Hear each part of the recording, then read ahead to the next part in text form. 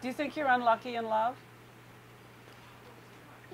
No, I've been very fortunate to have I think three incredible relationships where I had that heartfelt. I'm a softie. Well, there you go. And now Marla Maples was your most recent one, right? She comes to Washington all the time, so you two. I got to tell you, Marla's a incredible woman, very very positive person, and I'm proud to call her a friend. And she's more of a friend than anything. And when I went through the breakup with Tessa and I was overseas, it was Marla who was there for you, writing and sending care packages to our dive What kind unit. of a care package does Marla Maples send? That's a good question. Yeah.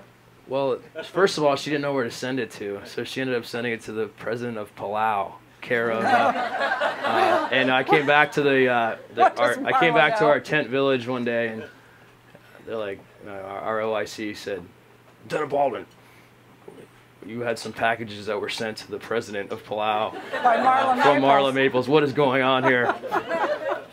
And I opened it up and it was addressed to everybody, and they were things like, just little, cards and keep it up, good work, snacks and things like that, just things that. Pictures of her? No, there weren't any pictures of her. Oh, okay.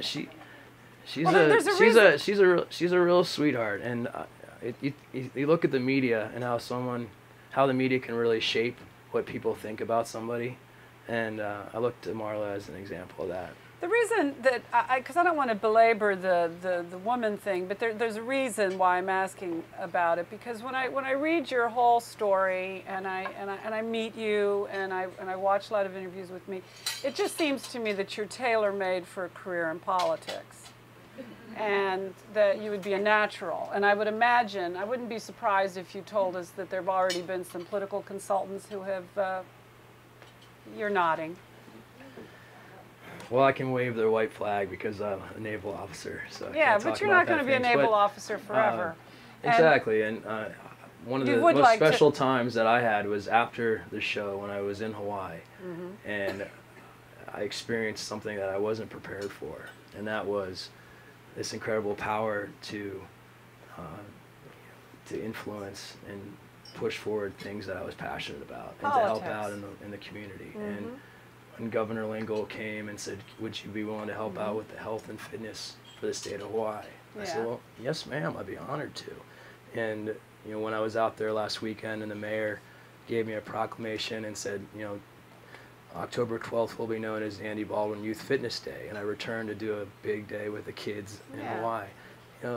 That's special, and I think it's a travesty if people, get the platform and notoriety that they do, and they don't put it to good use. And that's my goal right now. That's what I'm working on doing. And there's a lot more to Andy Baldwin than somebody who was on The Bachelor. Well, I mean, I understand that, but I think that you've got politics in mind, right? You're thinking of perhaps running for office.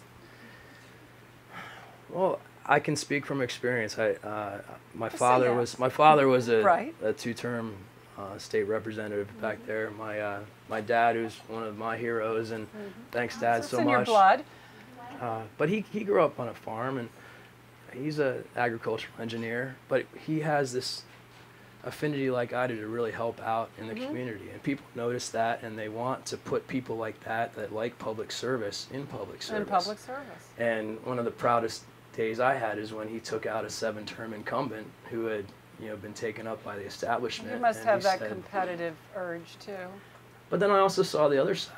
I saw how after 2 terms, just the semantics of decisions can really allow you to, make you crash.